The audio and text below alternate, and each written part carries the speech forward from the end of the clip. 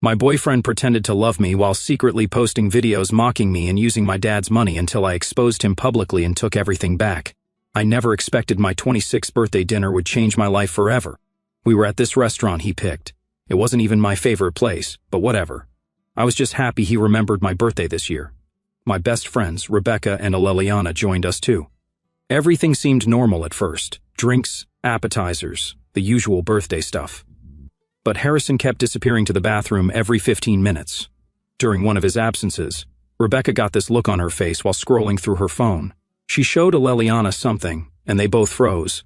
I asked what was wrong, and they tried to play it off. "It's nothing," Rebecca said, quickly putting her phone away. "Just some stupid drama on social media." Harrison came back to the table, smiling. He kissed me on the cheek and asked why everyone looked so serious. I said we were just deciding what dessert to get. He laughed and told me to get whatever I wanted because it's your special day, babe. Throughout dinner, Harrison kept putting his arm around me, taking selfies for his Instagram, where he called me birthday girl and my world with heart emojis. On the drive back to his apartment, I kept thinking about Rebecca's reaction and about the way Harrison had been acting lately. Distant, always on his phone, canceling plans at the last minute. Harrison's dad had lost his job last year, and they were struggling. My dad owns a distribution company and gave Harrison a job. He pays him way more than he's worth because he thought Harrison made me happy. My dad even helped Harrison make rent when he was short, for almost a year now. When we got back to his apartment, he told me he had a special birthday surprise for me. I said I was tired. He got annoyed and said he'd gone to all this effort for my birthday, and I was being ungrateful. I waited until Harrison fell asleep. Then I texted Rebecca, "Show me what you saw." 3 dots appeared immediately. She was typing, then stopping, then typing again. Finally, she wrote, "Are you sure? It's bad." I replied, "Just show me." The link came through seconds later. I clicked it with shaking hands, and there it was. Harrison's secret TikTok account. The account he claimed he didn't have because TikTok is stupid and for kids. It had a whole series called Rating My Girlfriend's Friends with 6 videos. The latest one had my face in the thumbnail with a big red X over it. I pressed play, heart pounding in my ears. Harrison's voice came through clear as day, and finally, "This is my girlfriend. Yes, I'm suffering. She's fat, ugly, and delusional. I'm only with her because her dad pays my bills. Look at this creature." The video was from our beach trip last month. I'd been so self-conscious about wearing a bikini, and Harrison had told me I looked beautiful. He'd taken pictures of me smiling, telling me how proud he was of me for facing my fears. And then he'd used those exact pictures to humiliate me online. The comments were worse, his friends all laughing. Someone wrote, "Bro, leave that whale," and Harrison had hearted it. There were hundreds of comments like that, and he'd replied to them all, agreeing and laughing. The video had 47,000 views. 47,000 people had seen him mock me. I looked over at Harrison sleeping peacefully beside me. This man who had just hours ago told me he loved me, who had spent the last 3 years of my life making me believe he cared, who had taken my family's generosity and repaid it by humiliating me online for clout. I went through his phone while he slept. I found all the messages with his friends laughing about me. I found the dating apps he was using. Harrison lives in an apartment my dad owns, drives a car my dad helped him buy, and has a job only because of my dad. And all this time, he's been making videos about how ugly I am and how he's just using me for money. The irony is, I'm the one who convinced my dad to help him in the first place. I could have woken him up right then. I could have screamed and cried and thrown his phone at his lying face, but something stopped me.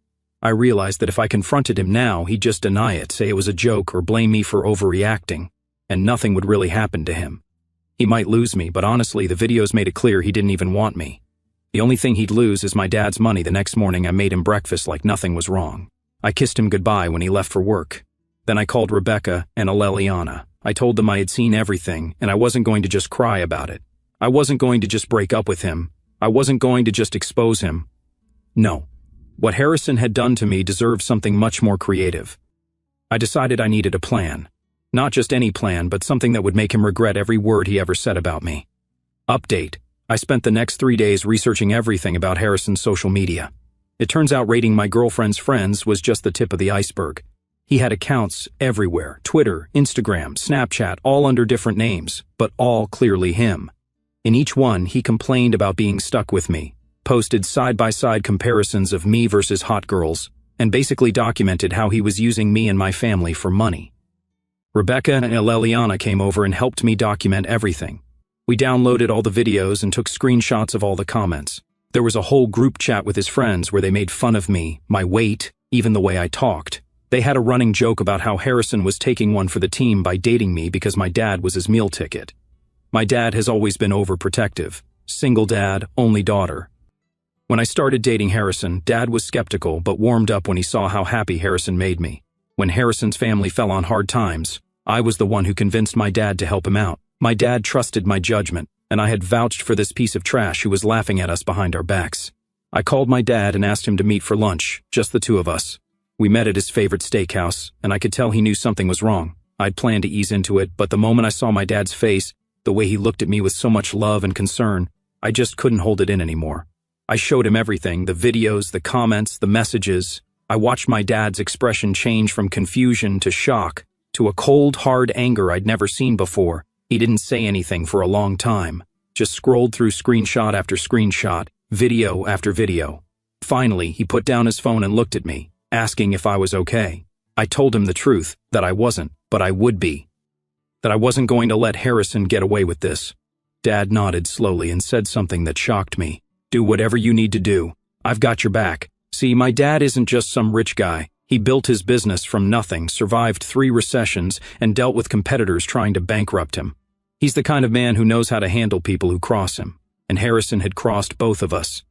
We made a plan, a real plan, something that would make Harrison regret ever thinking he could use us. The first step was simple. Dad would transfer Harrison to the warehouse across town. Longer hours, harder work, less pay. When Harrison asked why, Dad just said there were budget cuts at the main office. Nothing personal, just business. The second step was the apartment. Technically, Harrison had signed a lease with my dad's property management company. I went through it with Dad's lawyer. It turns out Harrison had violated multiple terms, unauthorized subletting. He'd been renting the second bedroom to his friend Vincent without telling us, property damage, holes in the walls he'd covered up with posters, and even keeping a pet snake when the lease specifically said no pets. But we didn't evict him. Not yet. That would be too obvious. Instead, the property management company sent notice that they were doing routine maintenance on all units. They'd need access every day for the next 2 weeks, sometimes with very little notice. Harrison hated having people in his space. I knew this would drive him crazy. The third step, my dad called in the car loan. Harrison had missed 2 payments, something he'd hidden from me, which meant the bank could demand immediate payment in full. Harrison didn't have that kind of money.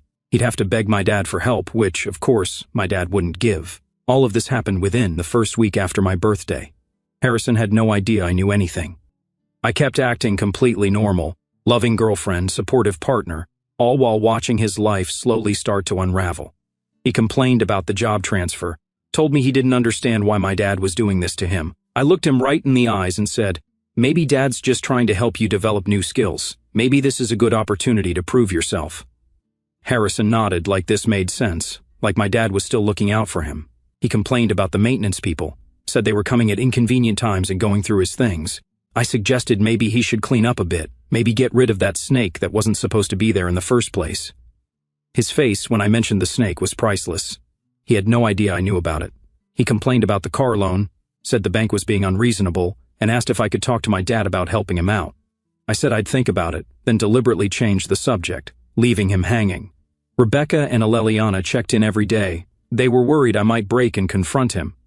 But honestly, watching Harrison slowly realize his perfect setup was falling apart was way more satisfying than any screaming match could have been. By the end of the second week, Harrison was a mess, exhausted from the warehouse work, stressed about the apartment inspections, panicking about the car loan. He started being short with me, snapping over little things but then catching himself, remembering he needed to keep me happy, keep me believing he loved me. That's when we moved to phase 2. I accidentally left my laptop open one day when Harrison came over. On the screen was an email from my dad about revising his will. The email mentioned something about putting me in charge of the family business someday, and about a trust fund that would activate when I turned 30.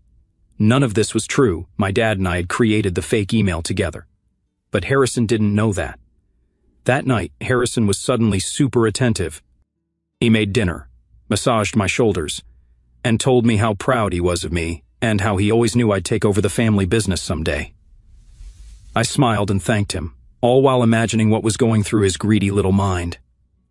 The next day, I told Harrison I was thinking about moving in together. I said I wanted us to get a place of our own without my dad's help, somewhere we could really start our life together.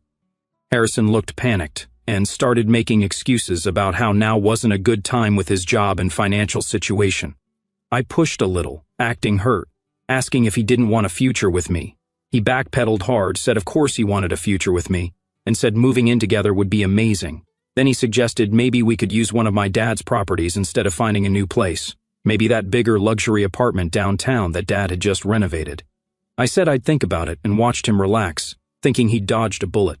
What Harrison didn't know was that I'd already moved most of my stuff out of his apartment. All the things I'd left there over the years, clothes, makeup, books, even the special coffee machine I'd bought him for Christmas that he never used because he actually hated coffee. Rebecca and Leliana had helped me pack it all up during the day while he was at work. I was also documenting everything, taking videos when he wasn't looking, recording our conversations, making notes of every time he lied to my face, every time he pretended to love me while I knew he was mocking me to his friends. The warehouse transfer had another purpose too. It separated Harrison from his work friends, the ones who commented on his videos, the ones who knew the truth.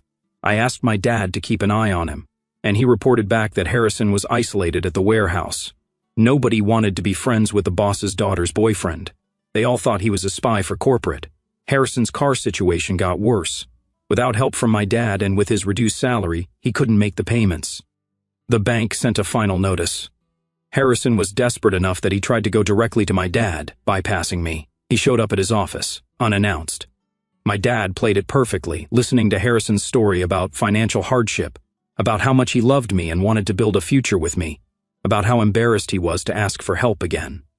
Dad nodded sympathetically, then said something amazing. If you truly love my daughter and want a future with her, prove it. Propose to her. Make a commitment. Then we'll talk about financial help.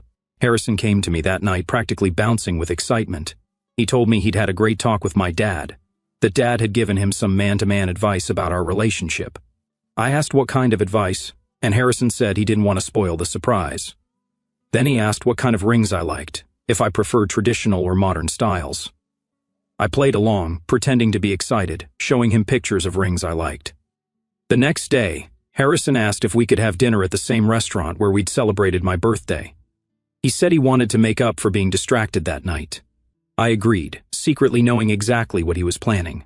I called Rebecca and Leliana and told them Phase 3 was happening sooner than we expected. Harrison was going to propose, not because he loved me, but because he thought it would solve his financial problems. They were furious on my behalf, but I assured them I had it all under control. The day of the proposal dinner, I spent hours getting ready. I did my hair and makeup perfectly and wore the dress Harrison had once said made me look almost as hot as Leliana in one of his videos. I made sure I looked flawless. Harrison picked me up, complimented me nervously, and kept touching the pocket of his jacket where I assumed the ring was hidden. He'd been weirdly insistent about driving, even though his car was at risk of being repossessed any day. Now I understood why. He wanted to create the perfect proposal moment. At the restaurant, Harrison was sweating, kept checking his phone, and seemed distracted. I asked if everything was okay, and he said everything was perfect. He ordered champagne and started talking about how we met, our first date, all these memories that he claimed to cherish. The whole time, I was thinking about those videos, about him calling me fat, ugly, and a creature, about him telling the world he was suffering by being with me, about all the comments from his friends that he'd laughed at and encouraged. Just as the dessert arrived, Harrison got down on one knee, pulled out a small box, and started saying how much he loved me, how he couldn't imagine his life without me, how he wanted us to be together forever. I looked at his earnest face, at the cheap ring he'd probably put on credit because he was broke, at the people around us starting to notice and smile, thinking they were witnessing a beautiful moment. And then I said exactly what I'd been planning to say all along. No. Harrison's face froze. He clearly hadn't expected that. He tried to laugh it off, thinking I was joking. I wasn't. I said it again, louder this time, no. Harrison got up, confused and embarrassed, and asked if we could talk about this somewhere private. I said no again. I said I was perfectly comfortable having this conversation right here, right now. Then I took out my phone, pulled up the TikTok video, turned the volume all the way up, and pressed play. And finally, this is my girlfriend. Yes, I'm suffering. She's fat, ugly, and delusional. I'm only with her because her dad pays my bills. Look at this creature. His face went white, then red. He tried to grab my phone, but I moved it away and told him not to touch me ever again. It was chaos right after. People at the next table were whispering. The server hovered like she might need to intervene. Harrison's eyes were wild, darting from me to my phone to the door like he was calculating his escape. He hissed at me. "You're making a scene. You're embarrassing yourself. Let's just talk outside." I said, "No, I'm done pretending." I told him I knew everything, every video, every message, every disgusting joke. And by the way, I'd already moved out, already taken back every single thing of mine he ever touched. I told him he'd lost his meal ticket, lost his easy ride, and the only thing he'd ever be remembered for was being a coward who mocked the one person who ever had his back. He stormed out, leaving me sitting there with the check in the ring box. The fallout started that night. He blew up my phone, calls, texts, then voice messages full of rage, then desperation, then threats. I blocked him. He tried Instagram, then Snapchat, then even emailed me at my old college address. I blocked everything. He tried leaving notes at my apartment, but I'd already told building security to keep him out. He called my dad's office, pretending it was about work, but my dad had already told the receptionist to screen every call. Rebecca and Aleliana came over, ready to celebrate, but all I wanted to do was shower and scrub the smell of him off my skin. I spent hours scrolling through every message, every post, every old video, deleting them one by one. I wanted to erase him, not just from my life, but from the last 3 years of my memory. Over the next week, things got messier. Harrison started showing up at places he knew I'd be. My favorite coffee shop, the grocery store by my office, even the gym. He'd hang around outside, pretending to text, pretending to bump into me by accident. He'd try to talk, try to apologize, but it was always the same. "I'm sorry you're upset. I'm sorry you misunderstood. I'm sorry you saw those things, but you know I love you. You know I need you. You know I can't do this without you." I never gave him the satisfaction of a response. I walked past him like he was invisible. One night, Rebecca and I were leaving a bar when we saw his car idling across the street. I looked at her, she looked at me, and without a word, I whipped out my phone and started filming. I walked straight up to his window and asked if he was lost. He looked startled, then mad, then tried to play it off like he was waiting for a friend.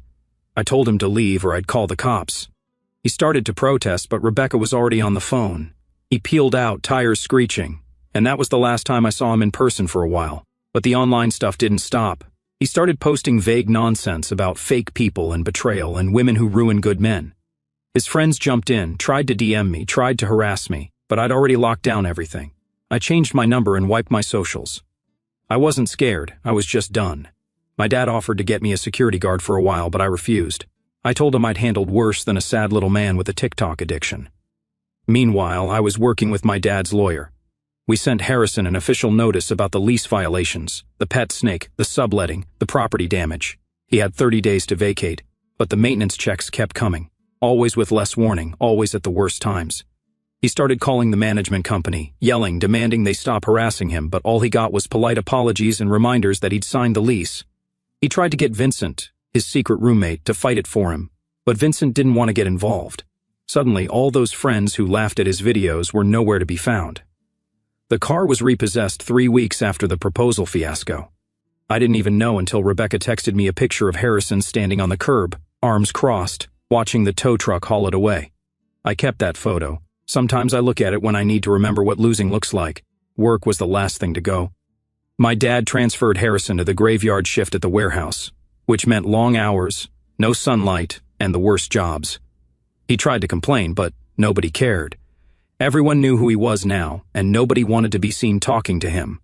The only reason he kept the job at all was because my dad wanted to keep him close long enough to finish the plan. So, while he was busy scrambling to keep his life together, I was building my case. I had screenshots, videos, emails, text logs, everything. I met with the lawyer every other day, compiling a file so thick it barely fit in a folder. Rebecca and Aleliana helped me sort through everything, organizing by date, by platform, by level of cruelty.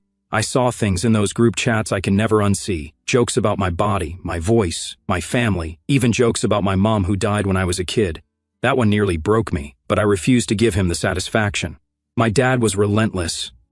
Every time Harrison tried to get clever, like sneaking in through the building's back entrance or having friends call the company to complain about harassment, my dad shut it down.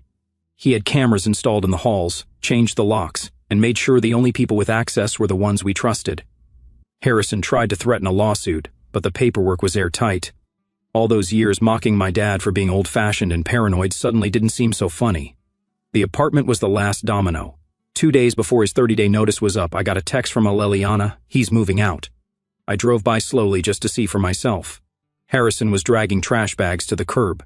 Nobody was helping him. He kept looking over his shoulder like he thought someone was watching. I thought that would be it. But if you think a guy like Harrison just fades out, you don't know narcissists. 2 nights later, I came home and found the words "gold-digging whale" written in Sharpie on my apartment door. I laughed. I took a picture, texted it to my dad and the property manager, and spent the next hour scrubbing it off. I never called the cops. I wanted him to know I knew it was him, and I wanted him to know it hadn't worked. I wasn't scared. I wasn't even mad. I was bored. He tried to escalate. He started messaging my dad, pretending to have evidence that I'd cheated on him, that I'd stolen from him, that I was the abusive one. My dad didn't even reply. The lawyer just added each message to the file. Harrison's last card was a handwritten letter left at my office front desk, begging for just one more conversation. The receptionist threw it out before I saw it. She knew the drill. Leliana and Rebecca were worried he'd try something worse. I told them I wasn't worried. I changed my routines, kept my phone on me, and never walked home alone. I wasn't an idiot, but I also wasn't going to let fear run my life. About 3 weeks after his eviction, I got a call from the warehouse manager, my dad's friend, someone I'd known since I was a kid.